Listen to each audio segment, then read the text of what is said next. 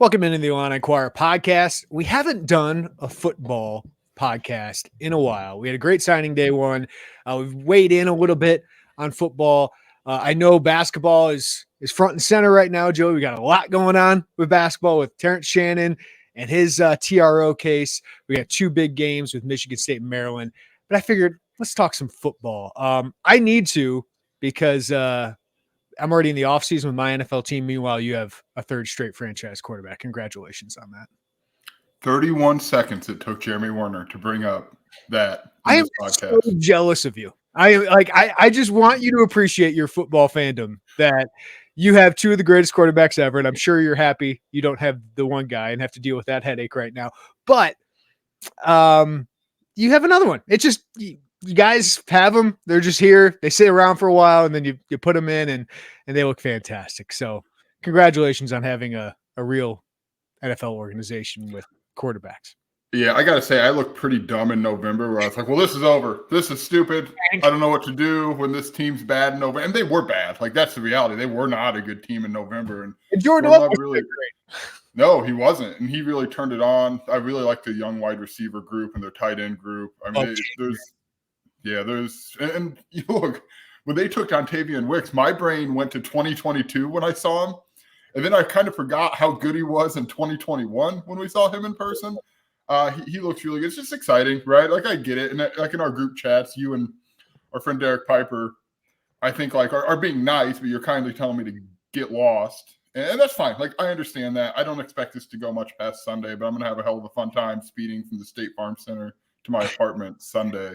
Your rebuilding year is getting into the playoffs at 9-8. That's got to be fun. It's got to be fun. It's fun, yeah. I mean, I'm not going to lie to you and be like, oh, well, whatever. Dude, yeah, it's fun. It's awesome.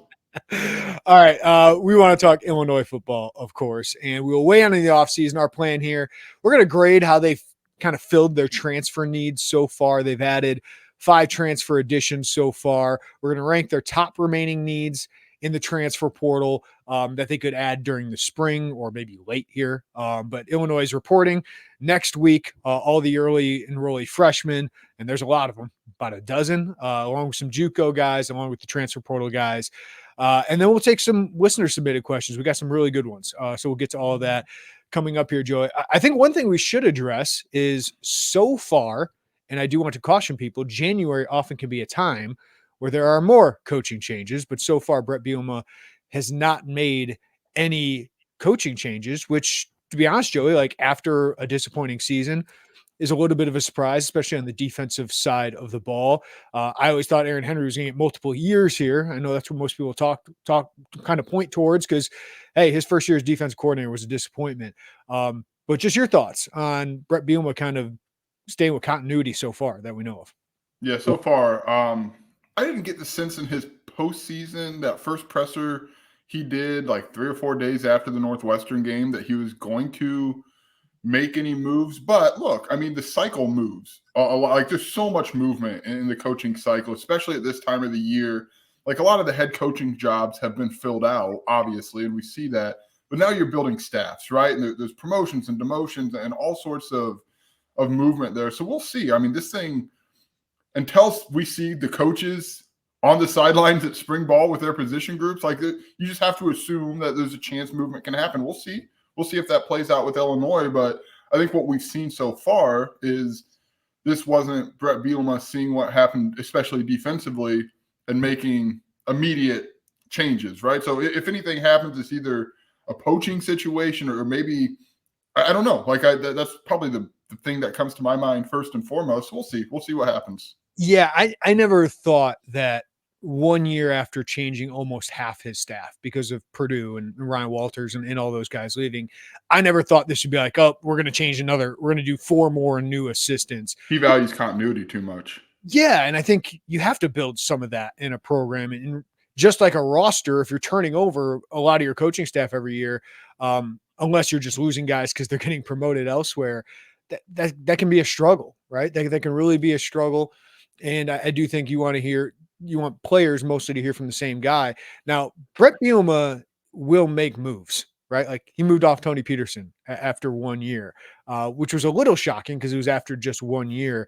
But I think Brett Bielema knows this is a really important year. So if he feels like I can make an improvement at a specific position or I need a new voice, say on the defensive side of the ball, I can see him doing something like that. But we'll wait and see. But this is convention week for the coaches after the national championship game. So you get to talk to a lot of people.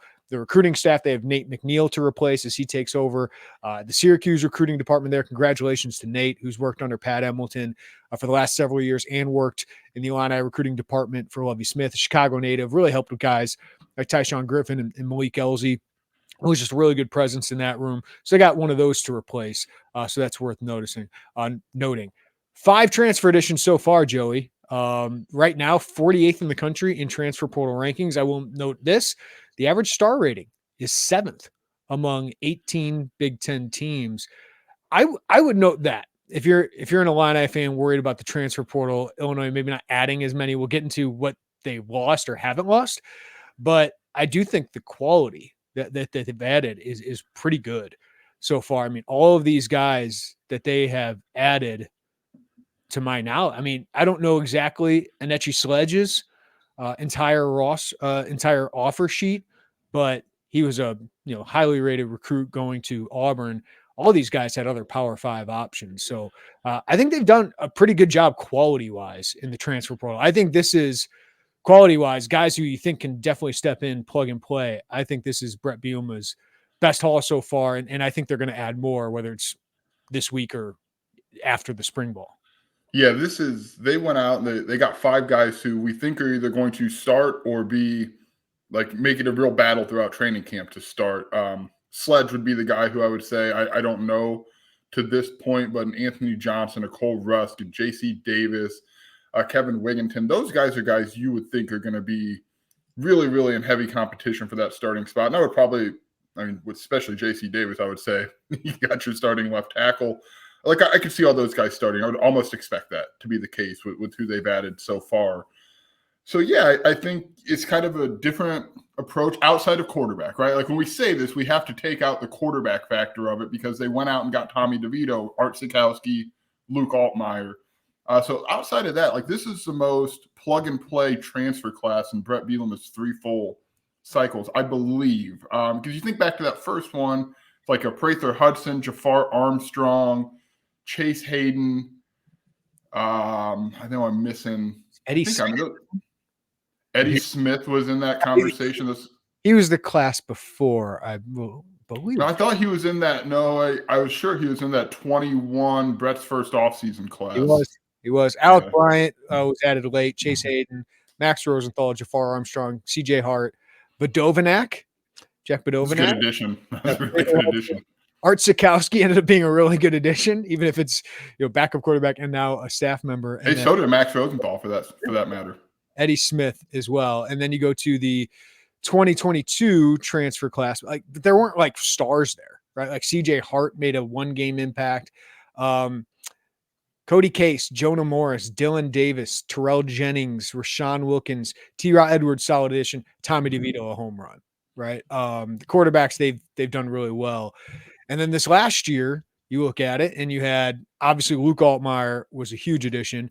Demetrius Hill gets hurt. Clayton Bush, solid impact. John Paddock, home run, given he was a walk-on. Denzel Jackson, a double or a triple right there, right?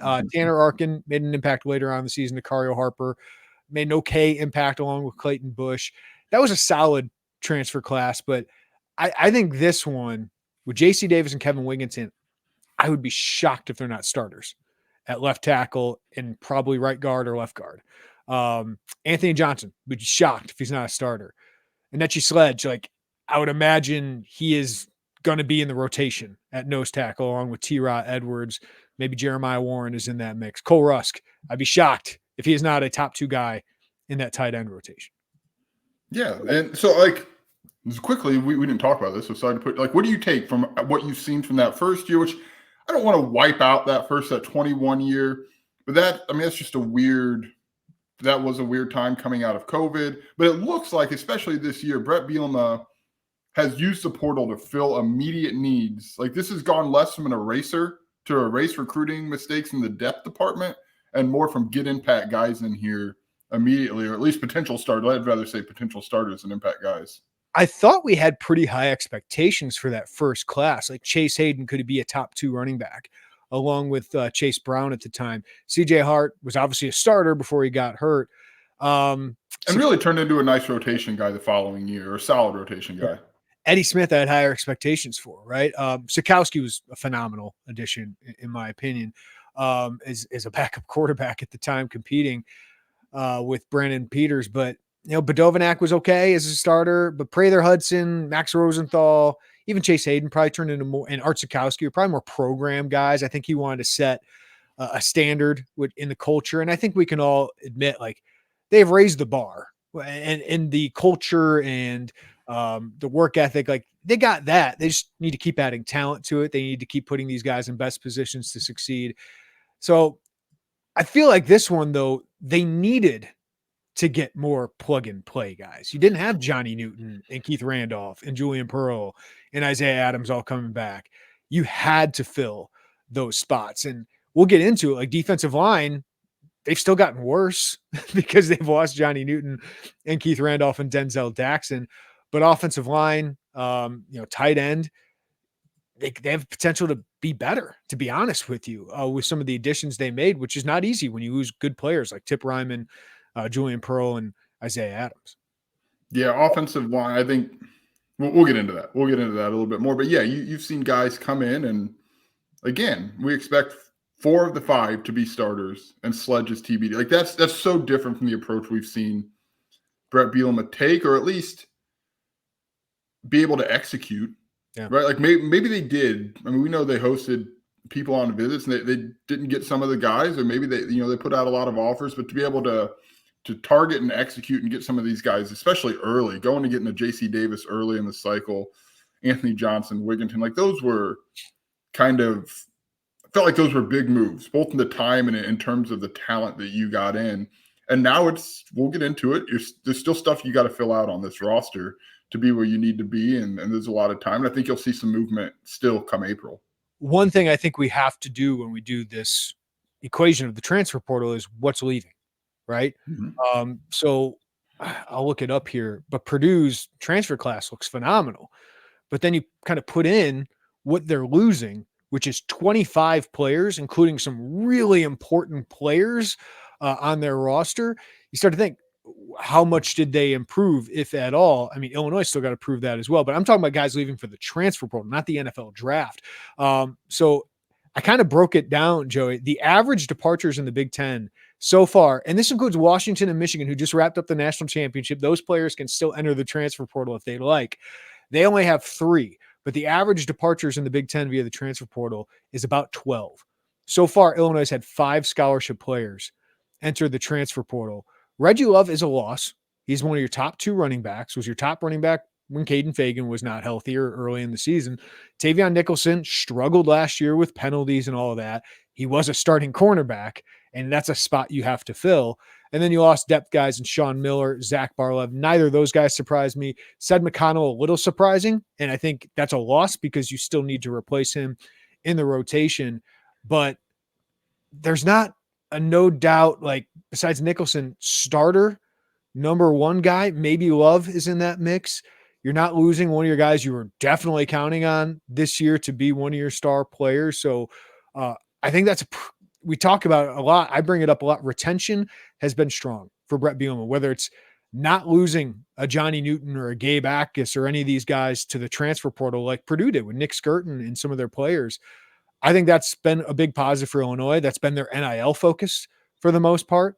And I think it's been a good one. Now you need those guys to produce. Like, behind all of this offseason, we can talk about transfer portal, we can talk about freshman additions.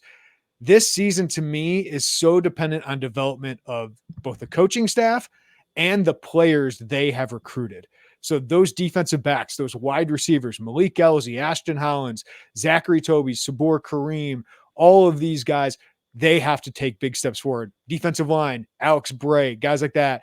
The internal development of these guys going year 1 to year 2 or year 2 to year 3 is probably one of the biggest stories of the season for me, because it is now your team. Can Caden Fagan be a star? Can Gabe Akis be an all Big Ten first or second team performer. If Seth Coleman returns, does he become a no doubt NFL draft pick? That is one of the biggest stories for me. All right, so let's backtrack a little. The portal. Let's talk just the outgoing. 5 is not a big number, and as you mentioned, so Nicholson went to Ole Miss, Love went to Purdue, McConnell went to Boston College. So those three of those 5 found Power 4 options now out of the transfer portal. Like, you don't want to lose guys to Power 4 options, right? Like that's just point blank. You don't. I don't think any of those wreck the season. I think Nicholson. I think his struggles last year maybe overly influenced how people view that loss. Like, dude, he was a 2-year starter. He was your number 1 corner. Did he struggle? Absolutely. Did he have penalties? Absolutely. Was he very, very maddening to watch at times? Absolutely. But he was your number 1 starter at cornerback. Like, that is, and he had kind of been in that pipeline. Not to say he was those guys, but he saw Nate Hobbs, Tony Adams, Devin Witherspoon. Like, you don't want to lose that. Like, you just don't. And I'm not saying this is the worst thing for Illinois in the world that, like, oh, how will they ever recover? But, like, that's a loss. That's the biggest loss to me. I do think he needed a fresh start. And I agree with that. Illinois might have been like, okay, yeah, you could use a fresh start. Reggie Love's a loss, as you said. Like, I mean, there's not a lot of healthy backs there. And now you mentioned in your depth chart, Aiden Lawfrey's got to step up. We can talk about Khalil Valentine coming in and making an early impact. He's coming in June. That becomes a little bit more difficult. I think he can make an early impact, but Aiden Lawfrey is going to get most of these spring carries because Josh McCray, I think, might have a chance to play in the spring. Jordan Anderson. That's the big question. We got to ask Brett Bielema about that when we talk to him. That's the biggest question for me. Like, Anderson, I think, sorry to cut you off. Anderson, I think he tore his ACL early enough that he might be able to, but what's that look like? I think in practicality.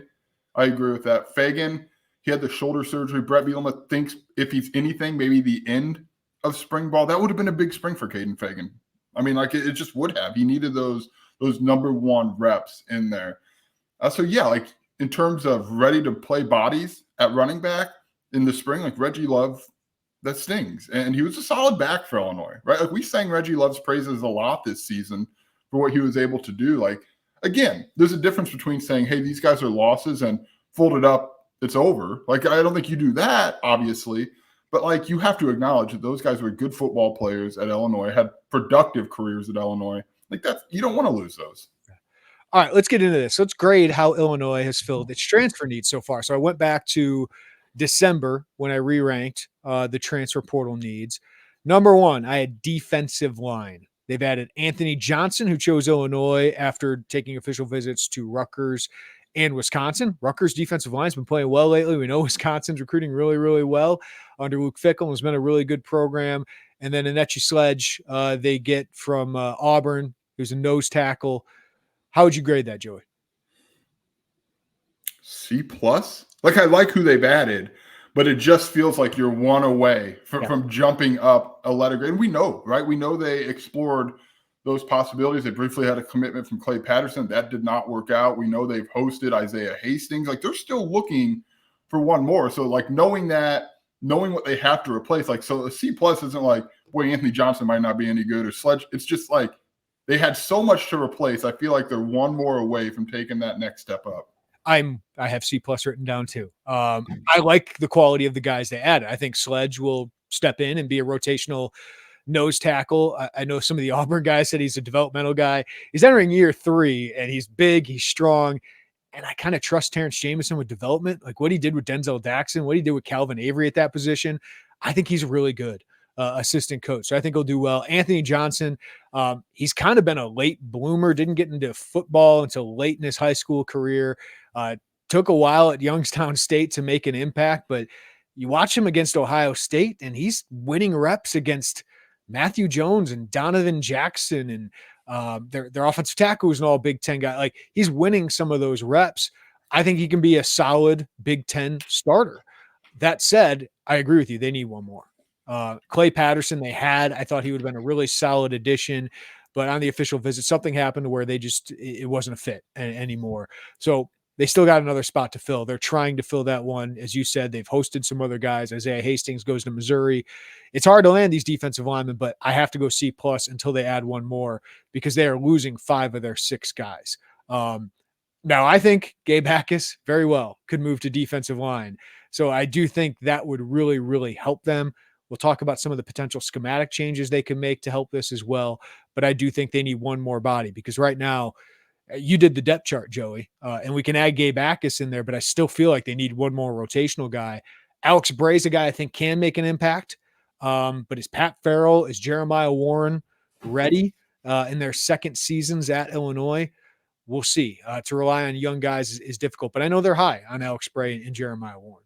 Yeah, and that's the other point I wanted to make. Like the depth chart, there was a lot of whoa responses, right? Like when we posted that out there, and I understand it, but I do think I do think they need one more. But on the other side of that, as you mentioned, there's so much we don't know about the development of internal guys. We know they like Jeremiah Warren a lot. We know obviously they like Alex Bray a lot, because he played for a freshman on the defensive line. He played a decent bit last year. So yes, they need to add one more, but also like what kind of jump can those guys make now with the full everything, a season, a off season, even I think both those guys were winter additions last year, if I'm not mistaken. So now you've got a calendar year of things to build on. And then, of course, the Gabe Backus question. We'll get into that. I know that is probably one of our bigger questions on the defensive side of the ball.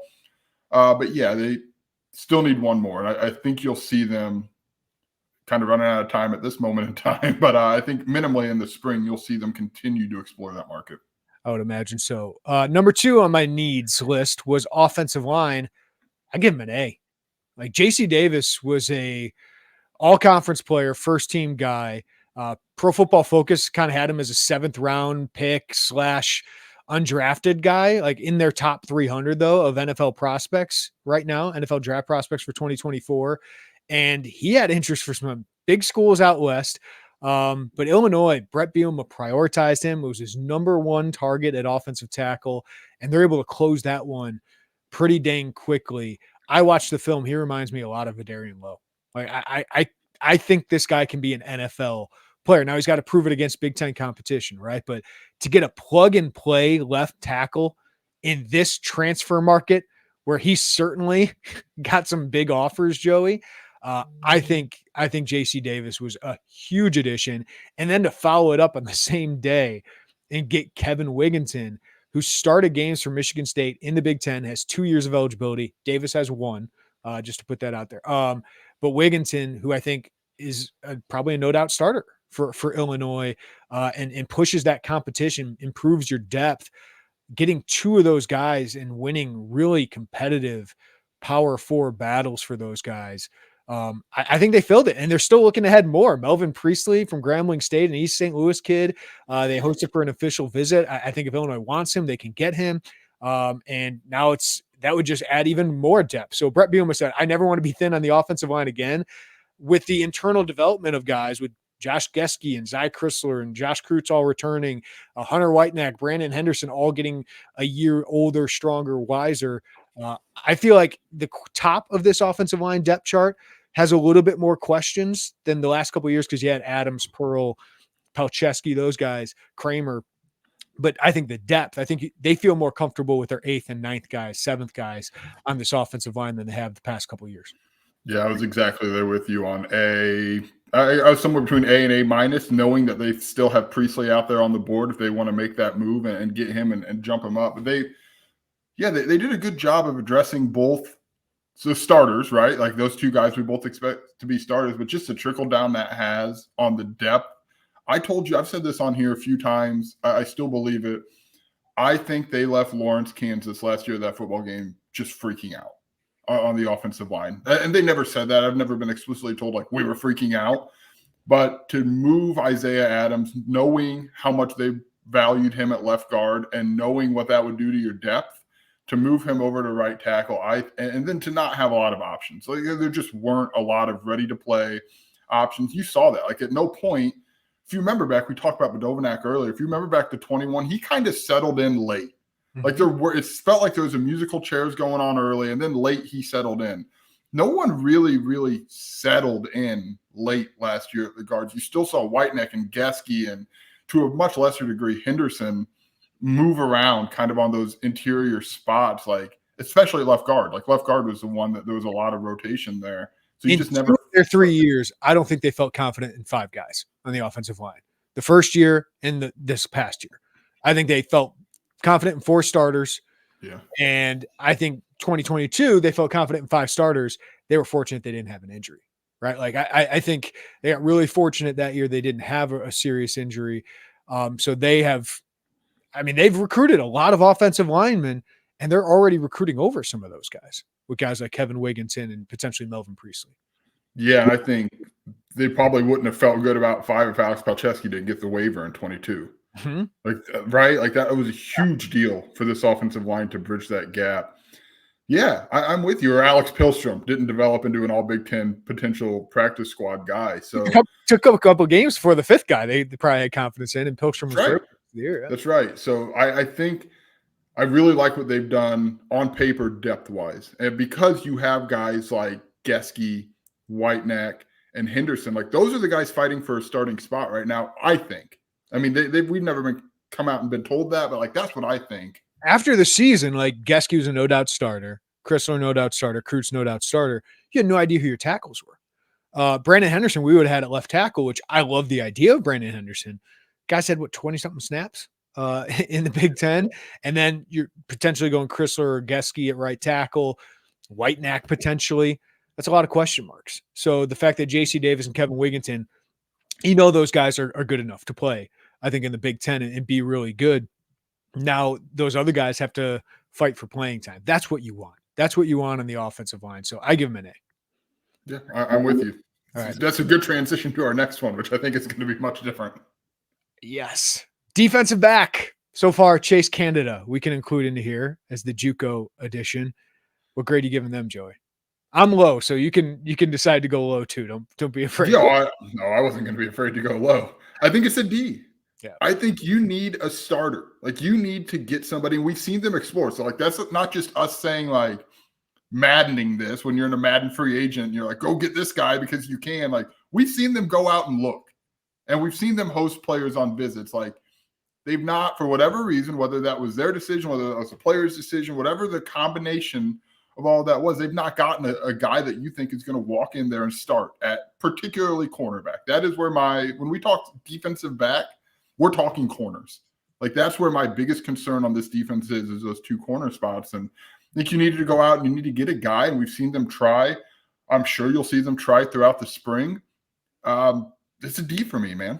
No, absolutely. Like they're high on Chase Canada, but anytime they add a JUCO now, especially a defensive back, people are going to say, well, Prince Ford and Caleb Patterson didn't make any. Yeah, that's fair. That's fair. I do think they can find a starter among the guys they have. Like I think Zachary Kobe's going to be a good Big Ten player. I think Sabor Kareem and Jaheim Clark have a chance to be really good Big Ten players. Xavier Scott, if they need to play at corner, I think he can do it. I think he's probably better at the star position, that nickel position, but they need a starter, and they are offering guys. Their priority was offensive and defensive line, and it absolutely needed to be. But since they've landed those guys, they've offered a lot of cornerbacks, and they're shooting high. They offered like BJ Mays, Kobe Singleton. These are guys with intense offer lists. But eventually they're going to have to land one. I expect this will be the priority heading out of the spring. But I do think like they can look, develop, see what they have in the spring with all these guys, because all of them are healthy from what I understand. And I do think like safety, Matthew Bailey, he played 25 snaps, I think, against Penn State. You saw his impact. Like when he was in the game, that defense was so much better. And if he's healthy, which coming off 2 significant injuries, we have to see, he's going to be a big player. Like Miles Scott, I thought was solid last year. I think eventually you can upgrade, but Demetrius Hill gets healthy. Makra Sedic, they think can make an impact. I still think they can address safety though. I would love to add another Clayton Bush type of player that gives you depth, gives you experience, because Miles Scott's just 1 year into playing safety. I think he can get better. Matthew Bailey is really only played 200 snaps at this level. I think he's going to get better. Demetrius Hill, we have to see, but I think they should add another depth piece there, whether it's a Harper-like guy, Bush-like guy. I think they can do that. But yeah, you have to go D because they really haven't addressed it outside of Chase Canada, who I think can play, but I would like him to be competing for a starting job, not handing him a starting job. Yeah, I agree with you on safety. I just think corner right now is a bigger need. And I do like the young guys they have. And I think that's a really good point for them to maybe see what they have in terms of internal development and spring ball.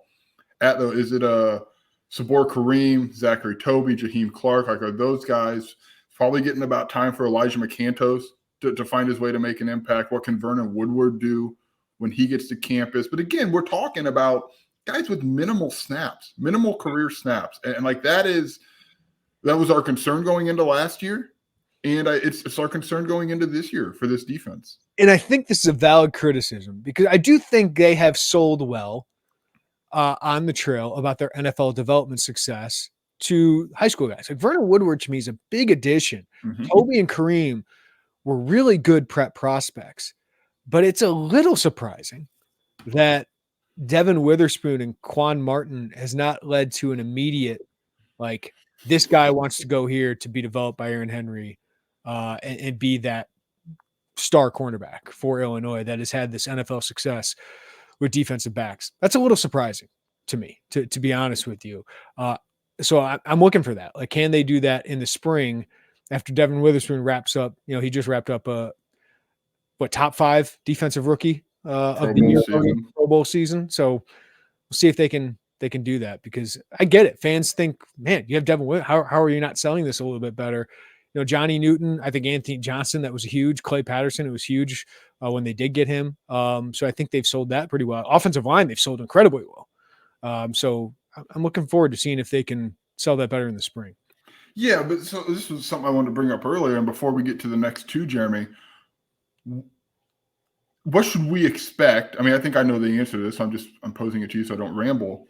In terms of the quality and of ready-to-play talent exiting a program and entering a program in the spring, right? Because it feels like that is very much like a CJ Hart. Like, I don't like where I'm at on the depth chart. I'm going to go put myself in a position to be better. It's not like the floodgates open as they do in December and people start running out into the transfer portal. Like, it just feels like two different maybe kind of tones of the portal. It's a good question. Something I really didn't monitor. I mean, there is another wave. You get 15 days, April 15th to April 30th, where guys have a chance to go through spring ball. I will mention this. I think you're going to get a lot of seniors to enter the transfer portal late in this process, because a lot of these guys want to graduate. And then once you graduate, it's easier to transfer somewhere. So there will be guys, and I should have mentioned this earlier, Illinois will have more transfers out. It's going to be guys deeper on the depth chart that probably are trying to get their degree, and then it's just way easier credits wise and just having a degree to transfer anywhere you want once you're a grad transfer. And some guys need an extra semester in the spring to do that. So I expect some out from Illinois from that, but I also expect, guys who are experienced, who might be the third guy or fourth guy at really good programs to enter the portal. So I still think there's going to be quality there, but it is a different group. But I think for Illinois, it might be an older group.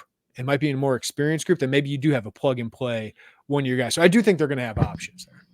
Yeah, I do too. It feels like a different, just a whole different tone, because that first wave is it's insane, right? And the spring ball, I think, really helped paint the picture for guys of where they are in the depth chart. And in some ways, like, you're obligated to give these guys 4 years, and maybe that programs that wraps up in the spring, right? Where you don't have to say, yeah, sure, we'd love to have you back for the 5th.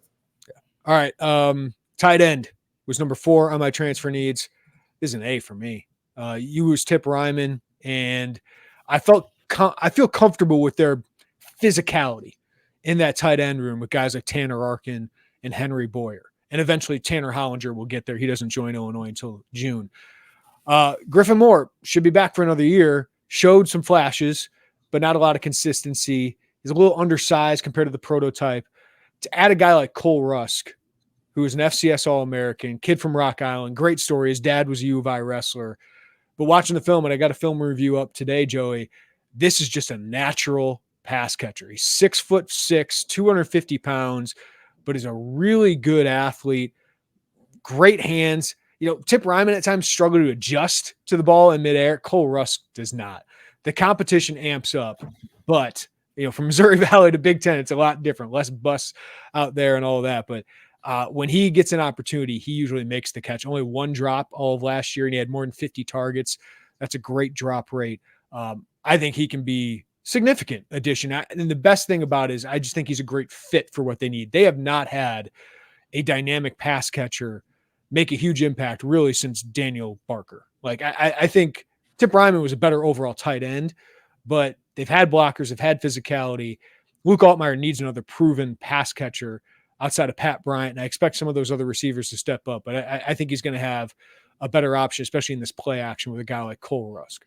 Yeah, I agree. I'd probably say a B, just because, maybe a B plus, just because I have not concerns, but I want to see that productivity translate from the Missouri Valley to the Big Ten. But I like his skill set. I really do. I think he's so different than what we've seen Illinois, not so much target, but successfully land at the tight end position under Bielema. Yeah, and sorry to interrupt, but he's what we wanted Owen Anderson to be. Kind of what Owen Anderson was projected to be. And so far, like, I've barely seen Owen Anderson. He's not that big. Like, he has not added a lot of strength from what we've seen, but he's buried on the depth chart. So if he's not going to be that, they had to add another guy like that. So you're right. Like, he's got questions. He's got to prove it. But I do think his receiving ability translates. Yeah, I should probably correct myself, because Owen Anderson and Nate Ginn are both kind of in that more pass catcher first, blocker second mold. And I thought, I should probably dig out this quote. I don't remember if I transcribed it. I thought Barry Lunny nailed it on our signing day podcast, where usually with high school guys, you get one or the other. You either get a blocker or a pass catcher. He didn't say it, but I will. The guys who have both, they go to like Georgia, Alabama. Like, they're rare. They're rare to get both out of high school. You usually have to develop both into them. And someone else kind of did, at least that's what I think Illinois needs to do with Cole Rusk, is develop that more. I know you broke it down really well in the film room, so I'm not going to spoil what you had written, but no, that's where his next step is. And I think there's potential that it could be serviceable in that regard. Yeah, he's got the tools to be a competent blocker. Like, I see the skills. I think it's mostly fundamentals, and to be honest with you, experience. Like, Henry Boyer has all the tools to be a devastating blocker, but you could see he doesn't have a lot of experience, not a lot of reps, and it's just fundamental things that he can clean up that to be great at it. So I think he's going to improve there. But I just think for what they needed at that position, I thought they nailed it with a guy like Cole Rusk, who had an official visit set up to Ole Miss. I know it's an Illinois kid and he's a legacy, but they still got him. So I think that's big. That's a position I thought they would recruit better. Cole Rusk, to me, so far, is the best tight end addition they've added during Brett Bielema's time here. So I'm going to give him an A there. Wide receiver, Mario Sanders would be the one, but you're losing Isaiah Williams. You're losing Casey Washington. Obviously, we expect George McDonald's recruited really well at the preps, and the development of those guys is going to be really important. Mario Sanders, the leader, JUCO in receptions, receiving touchdowns, one of the top 2 in receiving yards. Got to at least give him a C+ for that, right? But I think this is a spring one where you look at what you got, Joey, and see if you want to add another one. Yeah, I C+ feels right to me, because I feel like I didn't. 5 feels right for the need. So, like, when I'm grading these, I base what you got versus what I felt the need was. And I really like the potential of the internal development of some of those guys, and probably get some points for retention of Pat Bryant to this point. He's still at Illinois. The portal window is closed. It's just a guy who's got the tools. He probably would have had some offers, right? Like, we know that that's the thing in college football. And I'm high on what I think the development of Ashton Hollins and Malik Elzy can be. You had to replace Isaiah Williams. Like, that's the big one. And can Mario Sanders do that? Is it a combination of Sanders, Beatty, and Wilcher? I don't know, but I'll give it a C, just because Sanders is talented, and I don't feel like you had to go make a splash like you had to in the top 3 on defensive, offensive, and defensive back. All right, so let's wrap this up before we get to the listener submitted questions. If we had to rank the top remaining transfer needs, Joey, number 1, I'll give to you. Yes, defensive back. Like, we just gave them a D because they haven't added anyone out of the portal, and they've tried. So that's a pretty clear number 1 to me.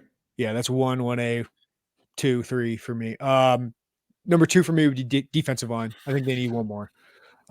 Number 3, what would you do? Like, if they had Melvin Priestley, so obviously they might want to add some depth there.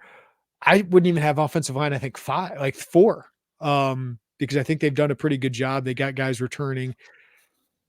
Wide receiver would probably be 3 for me, but that depends on what they see. I would just like one more proven guy, because I don't know if Alex Kapka Jones or Hank Beatty, veterans now on this team, I don't know if those guys are top 5 guys on my rotation quite yet. I'd like them to face a little bit more competition, but this probably wouldn't happen until the spring. Yeah.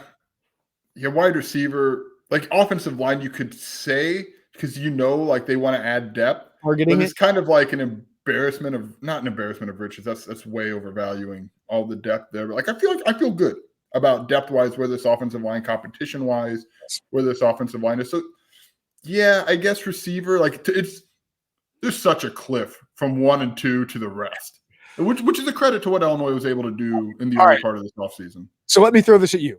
If you had to take wide receiver off that and offensive line, like if they want to add another one, hey, more depth, that's great. Melvin Priestley has played left tackle. He could be your backup left tackle and a backup guard. Push those guys for a starting spot. Would you put running back or quarterback on that next one? I think quarterback would have to be a Paddock.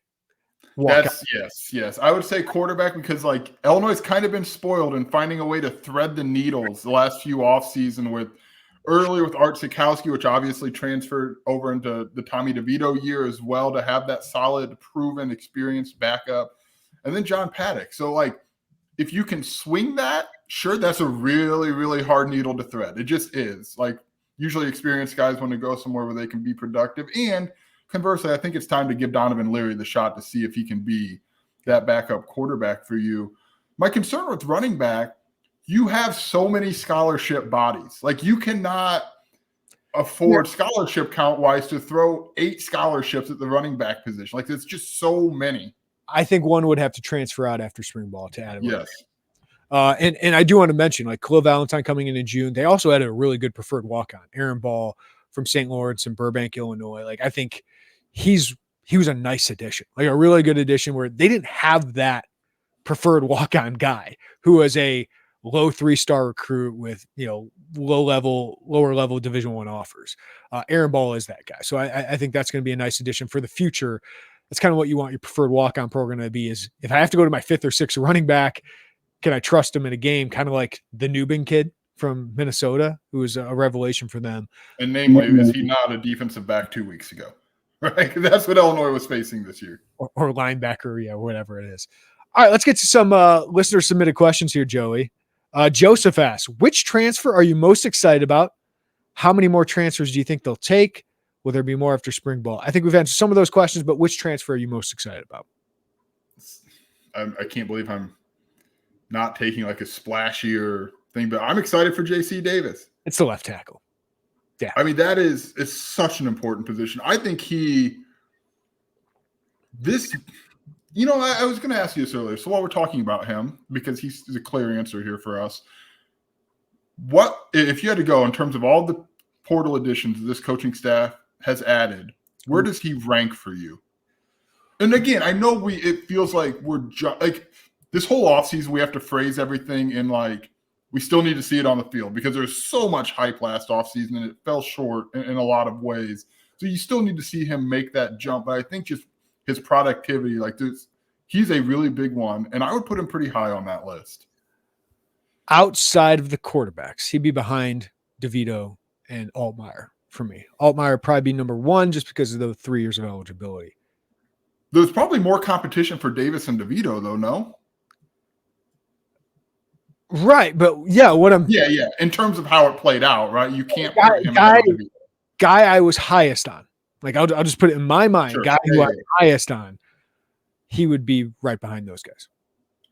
Yeah, that's exactly where I landed, which in some ways is kind of the portal recruiting has left some to be desired in some positions over the first 4 portal cycles, but also like this dude is good. And a lot of people that played late into the season wanted him on their team. Like that is a big addition. Yeah, some other guys who would be in that mix. Like I was really intrigued by Alec Bryant. He's turned into a nice rotational player, could start this year.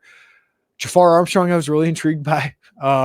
Just given, he made an impact at Notre Dame, and Eddie Smith, I was kind of intrigued by. So some of them don't work out, right? But watching the film of JC Davis and knowing the position, knowing what he's proven already. Knowing his coach. Yeah. No, agreed. Yes, they will take more after spring ball. I think there's at least 3 more transfers they will add before next season. That's my opinion. Brad, what do you think Zai showed being starting right tackle last year, and can he show it again, or was he just the least bad option? I love the offensive line questions. We have another offensive line question right after this. The Zai Chrysler right tackle. This is one of the most fascinating things of the offseason for me. What is going to happen at right tackle? Is it Brandon Henderson, who we thought could play left? Does he just move to right tackle? He's your starter. Or Zai Chrysler, who they were high on at this position. They think he can play this position.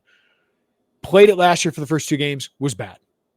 And then he played well at guard, which he was more comfortable at last year. But he was never healthy last year. He did not play in the spring because of a shoulder injury. He had shoulder surgery after the season. And then he had an ankle injury through training camp. What did he practice? A couple practices during training camp. And then that's what we're told. Yeah. Yeah. Got healthy late before the game started. He was not good there, but I'm interested to see. That's one of the most interesting storylines for me in spring ball is what are the options at right tackle? What do they do? Because we know Zai Chrysler can be a solid Big Ten starting guard. Can he be that tackle? Is Brandon Henderson? Do they try Geske there again? Do they try Whitenack there again? I think it would be Chrysler or Henderson. Yeah, those are my top 2 right tackle options. Chrysler's so interesting. So, I mean, there's a lot to break down on it. We'll do it quickly. It turned out to be a misevaluation putting him at right tackle and just knowing there wasn't a lot of depth back there. But I know the history they have with offensive linemen. Which leads me to wonder how much the injury played into that, because I don't think this coaching staff just tried to dream it into reality, right? Like, I think there had to have been something somewhere maybe that they saw. Yeah, they saw something physically because he can move for how big he is. He's long arms, but they had to see something. But the fact that they kept with it through those injuries of no reps also told me they did not like their other options there. That's right, 100%. Like that is where I think it was the least bad option. Yes. And it turned out because I can't stress this enough. Yes, because they loved the left side. Yeah. Like, to me, that was a break glass in case of emergency option to move Isaiah Adams from that left guard spot, because they thought he could have been one of the better guards in the country, roll up a lot of accolades at that position. I don't get the sense that they wanted to move him at all, but you had to. They thought a day 2 pick. They thought Isaiah Adams should be a day 2 pick.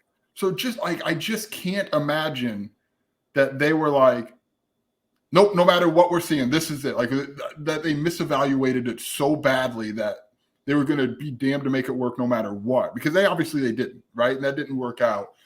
It's such an interesting spring and fall camp with him at right tackle, because I like what he can do at guard. And I like the idea of Wigginton at guard. And I think your best 5 might be Davis, Wigginton, Kreutz, Chrysler, and then who? Like, is it Henderson? Is it Geske? Is it Whitenack? Like, I think that's probably your best 5 option. I don't know. It's so fascinating. It is so fascinating. I understand all the hesitancy when people read Zai Chrysler right tackle. I do, because it was a rough watch in those first few games. Let's get into it. Blockheads. It's starting offensive line and confidence in each of those 5 spots. All right, let's start. Left tackle, J.C. Davis. One of the guard spots, Kevin Wigginton. Center, Josh Kreutz. So possibly captain Josh Kreutz, by the way. Just while we're here and projecting out. I would probably be most confident in Josh Kreutz being a captain than anybody else on this team next year. Yeah. Maybe Matthew Bailey? Dylan Robiak? Those 2? Yeah. All right. I'm going to say Chrysler guard, Brandon Henderson right tackle. 100%. That's where I land. What I want to see, like, if Geske is your swing guard, potentially could play right tackle, I feel pretty good about that. Chrysler can move to tackle and Geske can play at guard. Whitenack, I feel confident, can just play a little bit. If you add Priestley, that'd be a pretty good 2 deep. I think TJ McMillan or AJ Dennis is your backup center, can play a little guard as your 9th, 10th guy. I'd feel pretty good about that group. If you had Priestley too, who can be a backup left tackle, Henderson can do, like, all of a sudden you have options. But I would love to see Brandon Henderson win that right tackle job. I'm so high on Brandon Henderson, and I know you are too, and I know we're not alone. Like, all the reviews we had heard throughout the season were raw early. Oh my, look at him. In kind of like those first 3 weeks, like, wow, he's really there's something here, like from spring ball into this. And then it felt like there was a little bit of a plateau, which typically happens with freshmen. And then that open week, that late in the season open week, it felt like something really clicked with him. That's kind of the vibe that we got. And like they had thought even before that, like, hey, this guy could be the left tackle. Obviously, you go out and get a no doubt starter. But I don't think the addition of Davis just automatically relegates Henderson to a backup job. Like, I think and Brett Bielema talked about it way back in spring ball where he played all 4 positions outside of center on the offensive line. That matters. Like, maybe Henderson, I'm very, very high on him.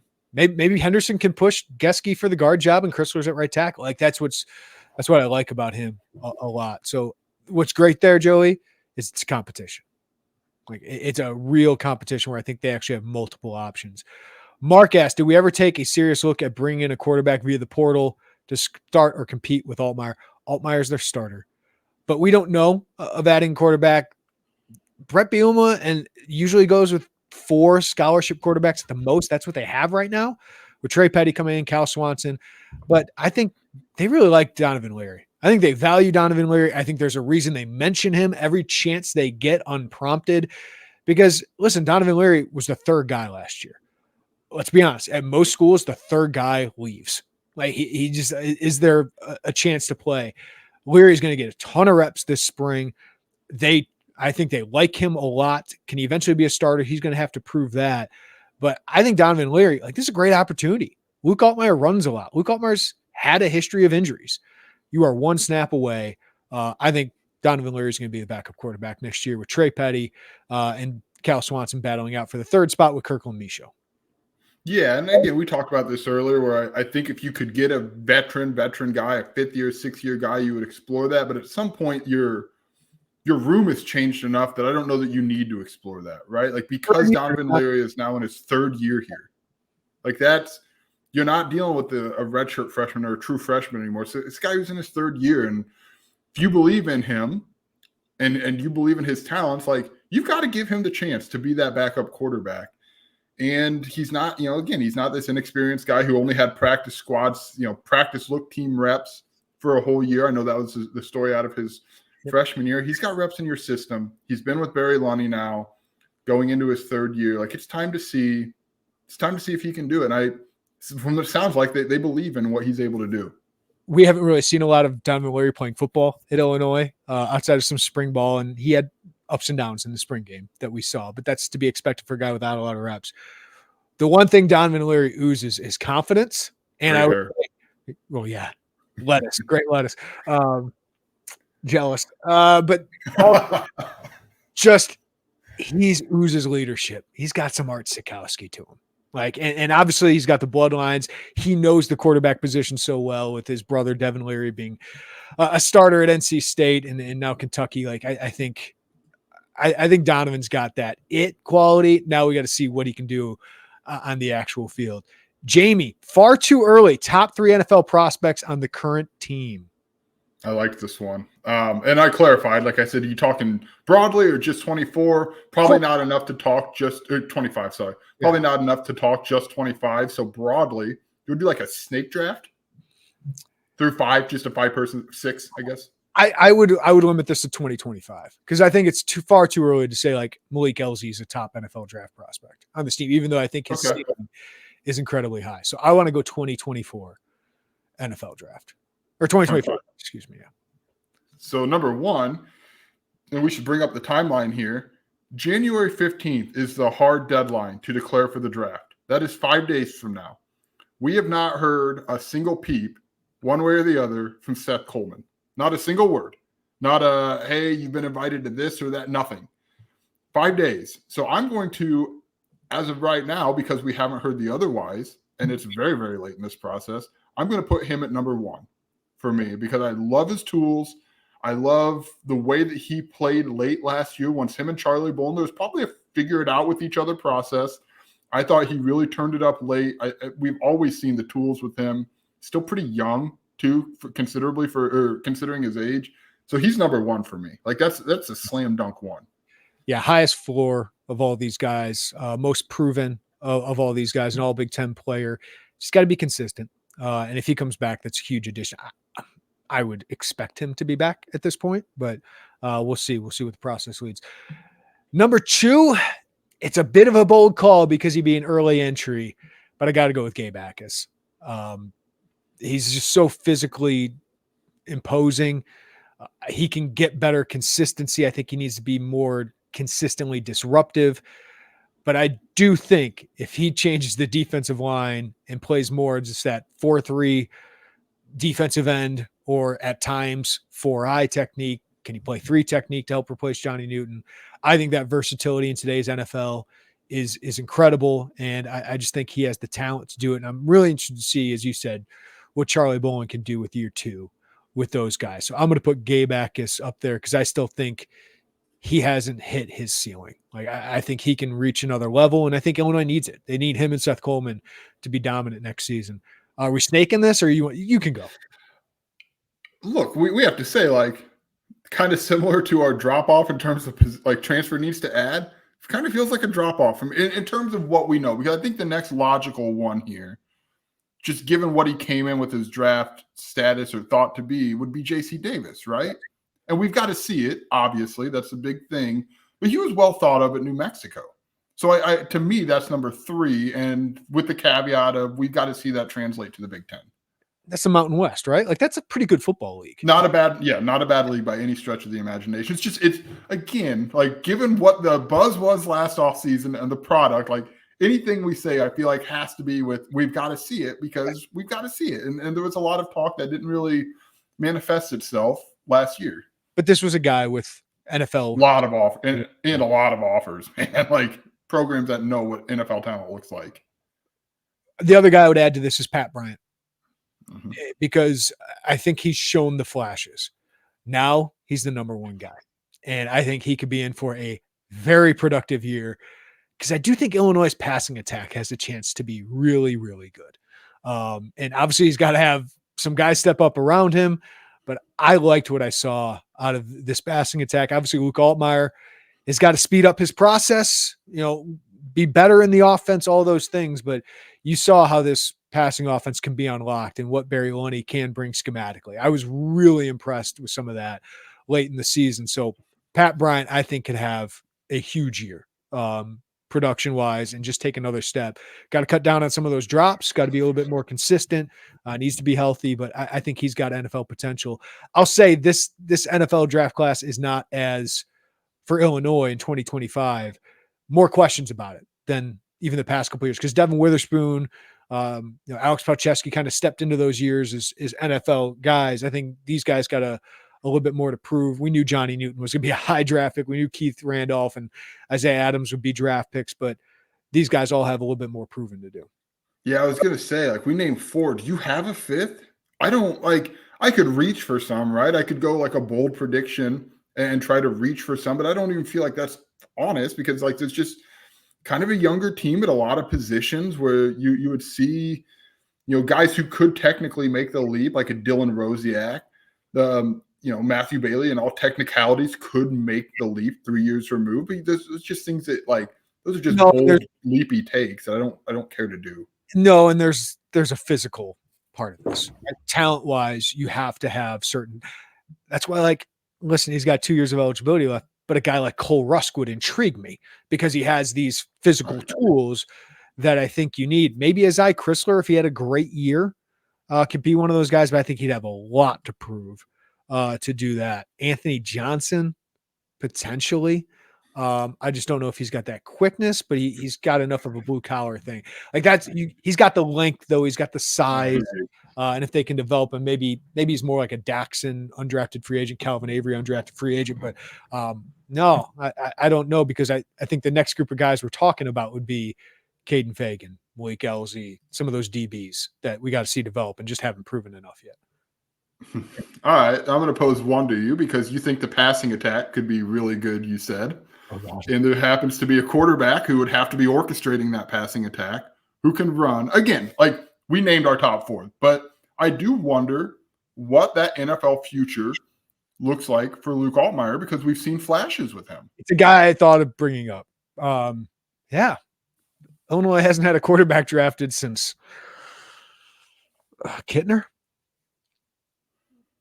I think Luke Altmaier's got NFL potential. There's just the processing has to speed up. Does it? And I think it'll probably look the development of Tommy DeVito in 1 year there probably would help him in the long, because like the tools, you see the tools with Luke. You do. Like there's just it feels like he's a step away from really taking that leap. Again, like this is just a fun conversation. Our top 4 are our top 4, but he's an interesting discussion point here. If Luke Altmaier's an NFL prospect at this time last year, Illinois had a great year. let's just say that. Yeah. But that is within his ceiling. That is within his ceiling talent-wise, like because it is there. And I'm excited. I think Luke Altmaier would be a huge reason you have optimism for next season for Illinois, because he proved to be a playmaker. Now it's just about eliminating the mistakes, which I thought he did later in the season. But for me, it's mostly about the things we talked about with Justin Fields. Quicken up that processing, make the throw before the guy comes open, all those things that I think in year 2 should help you. I do want to add, like unrelated to the NFL part with him, just while we're talking, I got the vibe in talking to Barry Lundy. He never, they want to see him step into that leadership thing, because there's kind of a leadership, I don't know if void is the right word. You can correct me if I'm wrong, but there's a leadership opportunity offensively. We talked about the captains. I think Josh Krutz offensively is certainly one. Who's the next guy? Who's the next guy on offense? Is it Pat Bryant? Is it Josh McCray? You know what I mean? Like Caden Fagan? Yeah. Are we talking about? Like you'd love to see Luke Altmaier snag one of those spots, but don't know if he's that guy. Keith, which new conference opponent are you looking forward to visiting the most and why? I'm just going to say one of Oregon or Washington. Like to me, it's both like it's scenic both places. I feel like I could probably get a table at a bar there and sit in a peaceful place. Seattle, and I've been to Portland and Seattle. It's a great. I love the Pacific Northwest. So I am looking forward to those places. I would say this will probably be the worst atmosphere of any game we see on the West, but I've never been to the Rose Bowl. Yeah. So UCLA, even though they don't fill it at all, I still would just getting to the Rose Bowl would be really cool. When I was a junior at U of I, Illinois, went to the Rose Bowl, but I went to New Orleans for a community service trip a couple of days after that, and I just didn't have the money at the time, so I didn't go to the Rose Bowl. Wish I would have, but I still haven't been there. So just to see that place would be really cool, because I just don't know if I'll ever had the chance to cover an Illinois game. Actually playing in the Rose Bowl. So to see that would be cool. Can we discuss really quickly the back-to-back schedule? You and I are going to spend some time on a plane, because isn't it who they play? Is it Oregon or Washington next year? At Oregon. Oregon. And then the next, it's Oregon, Penn State. No, it's not. Nebraska, Penn State is the back-to-back. Yeah. It's a lot of traveling this year, Joe. Oh my God. I was thinking at least we'd have a fun one with Oregon.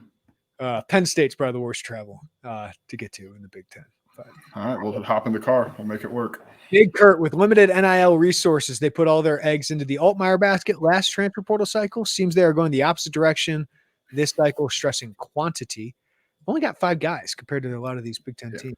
I would say the eggs went in the retention basket last cycle. That's it. Like a lot of their NIL dollars have gone towards retention. I think this year it's been probably a big part of that. Like keeping guys like Pat Bryant and Gabe Akis. Like I want to drill this into people's heads. Like you have to keep Caden Fagan. You have to keep Pat Bryant and Gabe Akis and Seth Cole. Like that is really important, because if you lose like Purdue and Nick Skirton, but you get some other guy, like Nick Skirton led the Big Ten in sacks last year. That is a monstrous loss. Like compare that to keeping Johnny Newton. Like going to I get the additions are the sexy part, but retaining your roster for me is the most important to what is supposed to be a developmental program like Illinois. And they've done pretty dang well at that. And I also want to add, because you also got to add. You also have to add. You do. Yeah. And how do I want to phrase this? Is Illinois at the top of the Big Ten or the middle of the Big Ten in NIL funds? I would suspect probably not. Definitely not at the top. I would say you're probably below the middle in your NIL funds. I don't think not him, by the way. No. I'm also not going to sit here and pretend like I think Luke Altmaier came here and ultimately over the course of 12 months since he's been here made nothing. That is I do not believe that to be true. Luke Altmaier does NIL things. Like He made. If you see him posted in a picture with Icon, he's not there because he believes. I mean, I'm sure he is in some capacity, but he's not there for free. Like, he's getting NIL opportunities here. Is that what ultimately lured him to Illinois with some great NIL deal? I would say probably not. But I'm also not going to pretend like I think he showed up and is getting nothing. Yes. And I think you could say the same for a JC Davis and for a Kevin Wigginton and for these guys they add. Is it the main thing? I don't know. Probably not. It's also not a nothing. Illinois is still going to mostly sell with development in the transfer portal opportunity. That is their biggest thing. But the NIL is not zero for those guys. No. They're going to have opportunities at that. Yes. All right. Our wall staff linked with any veteran running back or running back at all in the portal. Not that I know. And Joey, I've said this, if you could add a Carson Steele last year, the Ball State star transferred to UCLA and had a good year. Sure, you can add him. Imagine selling to a running back though in the we got Caden Fagan. Well, am I going to get carries? Is that guy going to carry the ball 200 times? I think that's the goal next year is for him to be that guy. Plus, you're bringing in this 4-star kid. Aiden Lawfrey and Josh McCray have played the last couple of years. It's hard to sell that. Plus, you just have bigger needs. So, listen, I think if a running back left again, yes, sure. If scholarship running back left after the spring, I think they can go at a guy in the portal. I just think you had bigger needs when you got a guy like Caden Fagan, Khalil Valentine. You still think Lawfrey, Anderson, and McCray can help you. I don't think it was the biggest need, and I think the sell isn't that great. Yeah, 100%. And again, you can't. You got to have someone interested in the sell, but you also can't just throw. What is it? Fagan, Valentine, Lawfrey, Anderson, McCray. You can't if 6 of your 85 scholarships are going to the running back position, you've probably not recruited the running back position well enough the first time around. Yeah, that's just too many. It's way too many to go to that position. Yeah. Dart, discuss DB depth and any position switches you'd like to see. DB, there's intriguing young talent. It's just none of them are very proven, right? Xavier Scott is the proven guy. I feel confident in him as a Big Ten starter. I cannot say that yet about anybody else. Toby showed flashes. I love Sabor Kareem as a prospect. Jaheim Clark was one of my guys in the last class, and he played last year as a special teamer and late as a DB. I liked Elijah McCantos when they added him, but these guys still got to prove themselves. Tyler Strain, I think, can be a solid rotational guy for you. But yeah, those guys got to fight it out. There's talent there, but it's a big year for Aaron Henry and Antonio Finellis to develop that group. Yeah, Tyler Strain also lost his starting job this year. It's a freshman. To a freshman. So, again, his returns, he has experience. But, I mean, I have concerns about I like the talent. There's just not a lot of experience back there. And I think you saw how much that can hurt. And I think Aaron Henry and this coaching staff are going to have to figure out what they can do schematically with the lack of experience back there. I think schematics, and I know there's another question, Jeremy, that is a huge, that big picture defensive story, what they run is so fascinating in spring and fall. And we probably won't get any answers because they want it to be a mystery to everyone else. But it is. It's really interesting. Well, let's get into that because Dart asked any position switches you like to see. He says Coleman to defensive line. Listen, Coleman can play defensive end, and he does sometimes when they do a 4-man front. That's what I want to mention with Illinois. I'm guessing he meant Gabe Akis on that, by the way. That seems to be the one that would make more sense than Seth Coleman. Correct. And here's why you could potentially do it. Assuming Seth Coleman comes back, we were told Ezekiel Holmes can have another year of eligibility, a 7th year, the Tommy Boy plan, with his injury history. Alec Bryant, I think, can start at outside linebacker and be pretty good. Ezekiel Holmes can rotate in. And then you've added Daniel Brown, who's a true stand-up edge rusher as a JUCO kid, led the junior colleges in sacks. You have a lot of depth there. Gabe Akis should move to the defensive line, in my opinion, because I think he can be better there. I think his quickness, his strength plays incredibly well there. And I think that's where you need. If you put Gabe Akis on the defensive line with Anthony Johnson, T-Rod Edwards, Sledge, Alex Bray, all the freshmen you got coming in, Jeremiah Warren, I'd feel pretty good about that defensive line. If that's the guy. But that also could include defensive scheme changes. Mason asked, what are the plans you think with fixing the defense that struggled a lot last year versus the year before? Could you move to where you do more of a 4-man front where Seth Coleman and Gabe Akis are on the edge, and you got Anthony Johnson, T-Rod Edwards as your other starters, right? As a 3 technique and a nose tackle, where you run more 4-man, and then you have an overhang linebacker, which could be Daniel Brown, it could be Kenenna Odeluga, and then you have another linebacker in Dylan Rosiak, and then your 5 DBs. I think you could see more of that. We saw it against Wisconsin.